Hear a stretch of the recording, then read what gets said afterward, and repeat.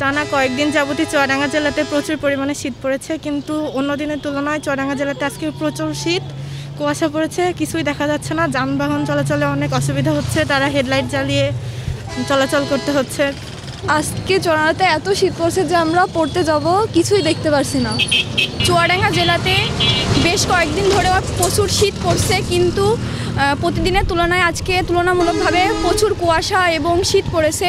আমরা কোচিংয়ে যাওয়ার জন্য বাসা থেকে বের হয়েছি, আস্তে আস্তে আরও কুয়াশা নেমে আসছে, আমরা কিছুই দেখতে পাচ্ছি না, রাস্তার যানবাহন তো দেখাই যাচ্ছে না। আজকে এত পরিমাণ কুয়াশা পড়েছে, এক হাত পড়তে আর মানুষজন দেখা যাচ্ছে না, গাড়ি ঘোড়া চলতে পারছে না, খালি দোকানপাট খুলে বসে আছে, কোনো লোকজন নেই, কিছু অটো বেড়াই আছে, গরিব মানুষ তারা খেটে খায়, তারাই খালি বেড়াইছে, তাছাড়া কোনো ব্যক্তি বেড়ায়নি।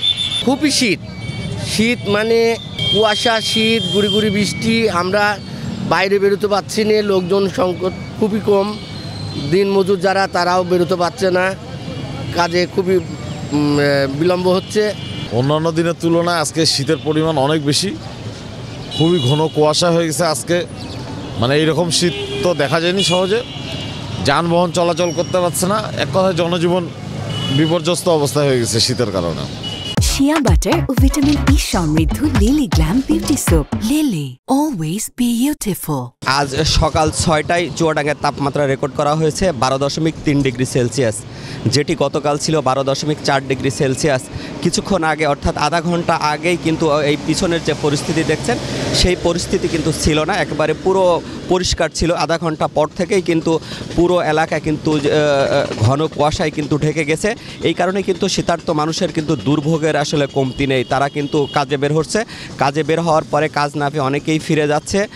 আমরা শহরের বিভিন্ন প্রান্তে ঘুরে দেখেছি, অসহায় ছিন্নমূল মানুষ যারা রয়েছে তারা কিন্তু খড়কুটো জ্বালিয়ে শীত নিবারণের চেষ্টা করছে, তাতেও কিন্তু কোনো হচ্ছে না। গতকাল কিন্তু চুয়াডাঙ্গার আকাশে সূর্যের দেখা মেলেনি, আজও কিন্তু এখনও পর্যন্ত সূর্যের দেখা নেই। এছাড়া কিন্তু এই শীতজনিত বিভিন্ন রোগের সংখ্যা কিন্তু চুয়াডাঙ্গা সদর হাসপাতালগুলোতে বাড়ছে, বিশেষ করে শিশু এবং ডায়রিয়া, শিশুদের নিউমোনিয়া এবং বয়স্কদের কিন্তু শ্বাসকষ্টজনিত রোগীর সংখ্যাই বেশি। জেলা প্রশাসনের পক্ষ থেকে যেটি বলা হচ্ছে, এখন পর্যন্ত কিন্তু চুয়াডাঙ্গা জেলায় 10,000 কম্বল এবং 30 লক্ষ টাকা 4টি উপজেলা এবং 4টি পৌরসভায় বরাদ্দ দিয়েছে ত্রাণ মন্ত্রণালয় থেকে, সেটি কিন্তু ক্রয় করে শীতবস্ত্র শীতার্ত মানুষের মাঝে বিতরণ করছে। কিন্তু যারা ভুক্তভোগী রয়েছে তারা বলছে যে কম্বল কিংবা শীতবস্ত্র বরাদ্দ দিয়েছে সেটি কিন্তু প্রয়োজনের তুলনায় একেবারে অপ্রতুল। আমরা আবহাওয়া অফিসের সাথে কথা বলেছি, আবহাওয়া অফিসের পক্ষ থেকে যেটি বলা হচ্ছে, সামনের সপ্তাহে যে কয়েকটি দিন রয়েছে আবহাওয়ার যে তারতম্য সেটি কিন্তু অব্যাহত থাকবে। তো এই ছিল চুয়াডাঙ্গা থেকে সর্বশেষ পরিস্থিতি।